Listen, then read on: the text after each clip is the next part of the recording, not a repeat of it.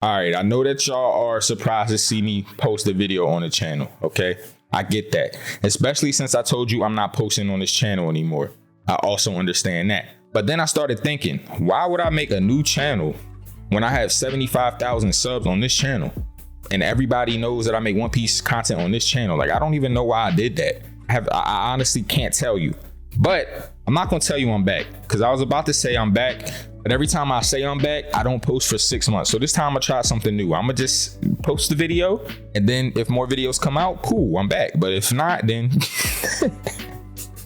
I changed my mind.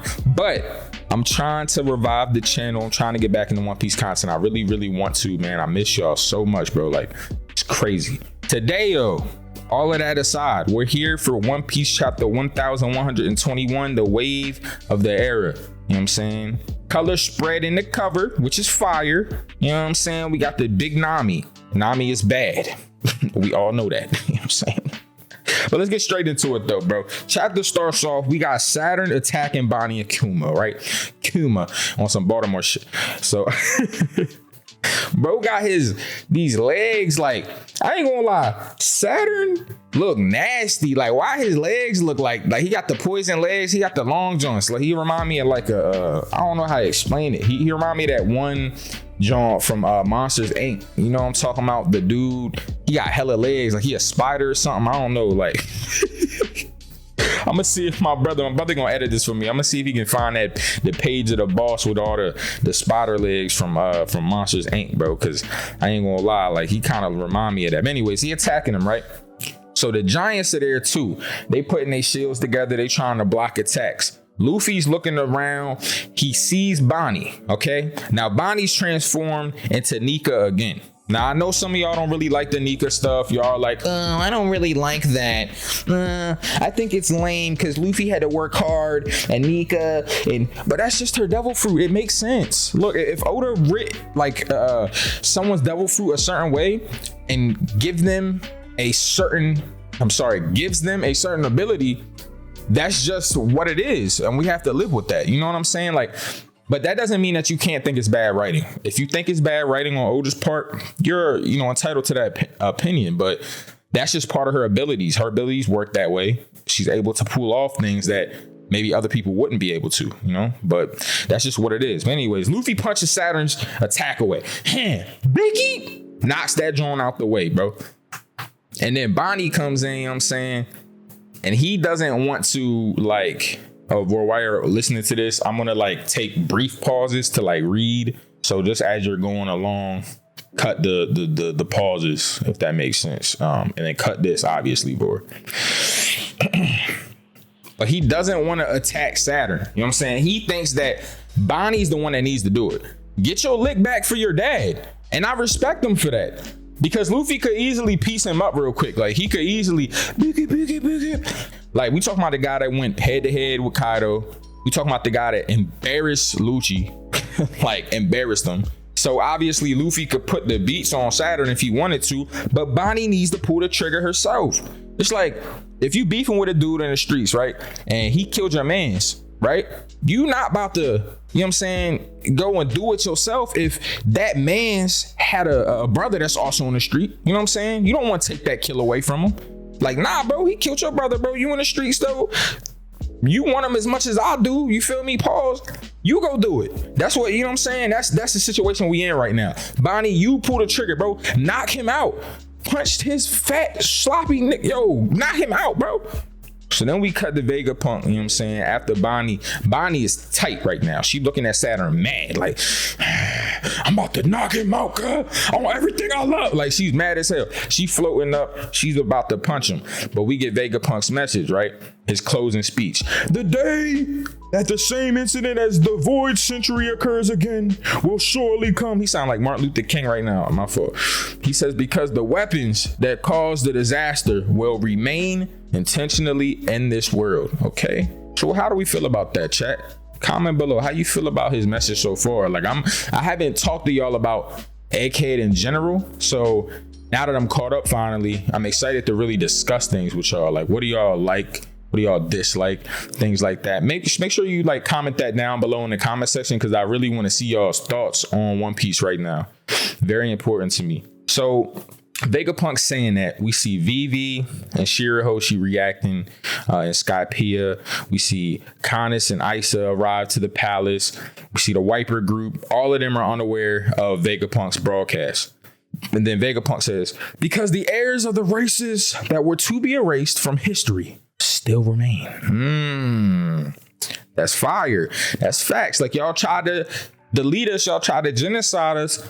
But our ancestors our heirs are still here. The ancestors have been wiped out, but the heirs are still here. You know what I'm saying? And that's why I say One Piece is so correlated to real life, you know? And not to get super political, not to offend any white people, but back in the day, this is just facts. This is just facts. I'm not attacking white people, because I know I don't want y'all in the comment get mad at me for bringing this up, but it's just true. In the past, you know, European people, you know, they pretty much came and stole all indigenous people land.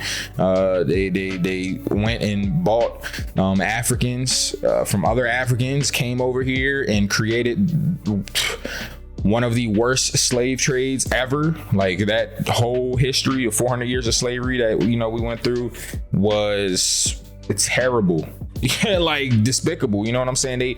They basically tried to like white people out, bro. Like, they tried to in a different way. Obviously, it wasn't on some Holocaust, you know, stuff, but like they tried to break us up from our culture, spread us apart, spread us thin, take our land, things like that. And the world government's doing that to a lot of these people, taking their land. They're putting the fishermen underwater. They took Mary Jawab. That used to be where the Lunarians were. There's one Lunarian left. So like, it's very evident that they're trying to destroy these races of people.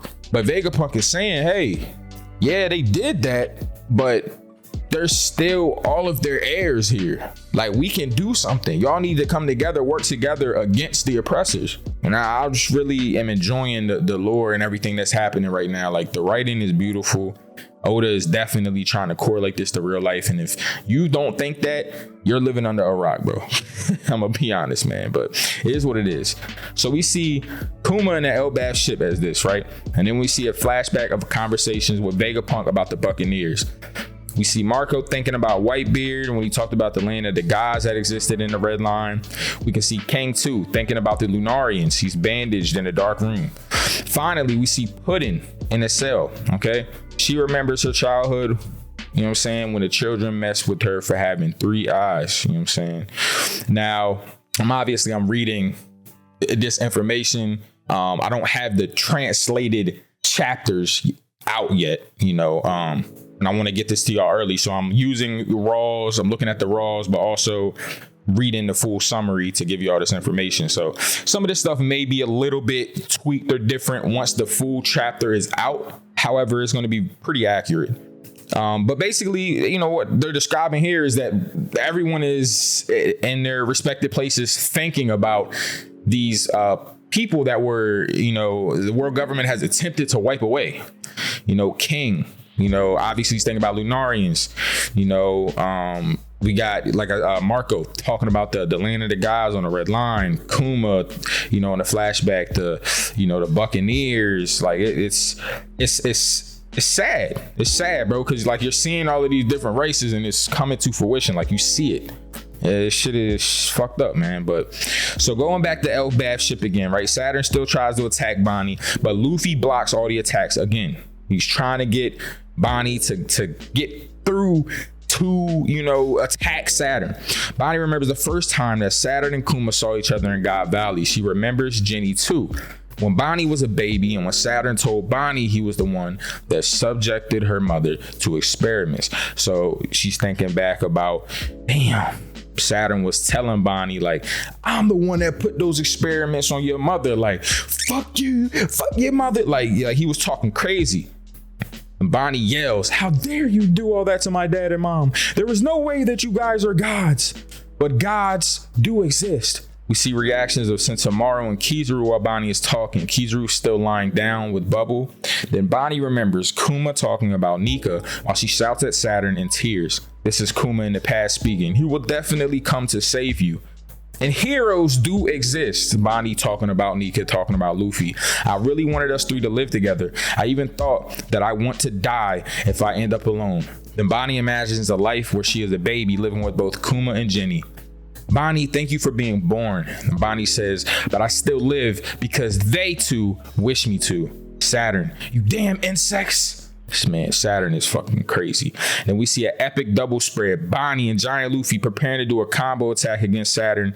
But while that happens, Vegapunk's message continues. When a disaster comes, please take care of yourself. I believe in wisdom of mankind. I believe in science. Now we see Iceberg, Judge, and Caesar having an argument. We see their reactions on Egghead Shore. We see Emmet is still facing Jupiter on Warcry. Warcry. I always call him Warcry, but it's Warcry. I don't know why, yo. I guess maybe a little dyslexia. I don't know. But we see another epic double spread. We can see Luffy and Bonney's combo attack.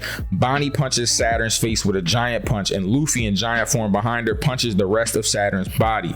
Kaiho no Nika punch. Nika punch of liberation. Saturn's body is blown to pieces. His body's full of holes due to punches. Some of his legs and horns have been pulled up, and he starts falling to the sea. All the giants cheer. Bonney and Luffy even see Kuma smiling a little. Bonney crying. Luffy laughing. We blowed him away. Pause. Hey, Bonney, you did great. The Thousand Sunny is about to fall near Elbaf's ship. We see Usopp, Chopper, Jinbei, Zoro. Vegapunk continues.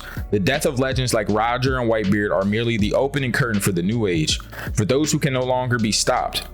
Those people are the ones who are closest to the truth. Maybe Roger set the trigger for it to be this way from the very start. We see a flashback of Roger's speech before he was executed in chapter 1. Roger says, my treasure, it's yours if you want it.